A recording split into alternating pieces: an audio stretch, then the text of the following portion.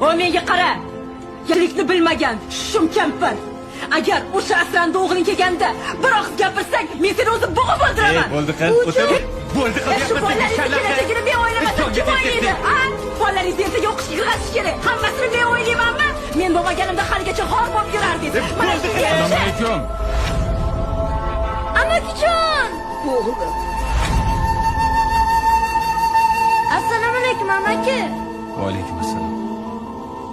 Keldingmi bolagina? Onajon, Ko'zlarim yig'laydi, to'rt bo'ldi-ku. yaxshimisiz? Sog' salomat keldingmi? Uka.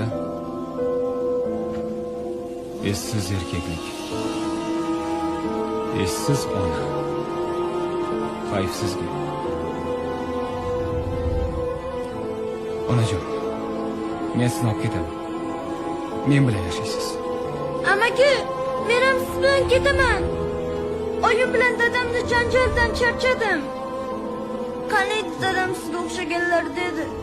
Bekorga aytilmagan, xotinini deb ota-onasini kechgan, xotinini deb ota-onasiga hurmatsizlik qilgan yigit do'zaxga tayyorgarlik ko'rsin deydi.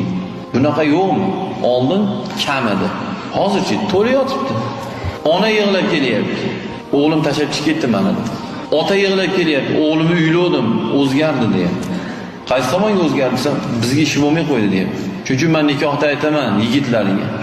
Ey yigit, biron narsa olmoqchi bo'lsangiz, xotiningizga onangizdan ko'ra qimmatroq, yaxshiroq narsa olib bermang xotiningizga. Xudo saqlasin, o'shanda ona xotinga olib bergan qimmatbaho narsamizni ko'rib bitta ichi og'risa o'sha farzand oq bo'ladi. Oq bo'lgan farzand jannat hidini hidamaydi deganlar.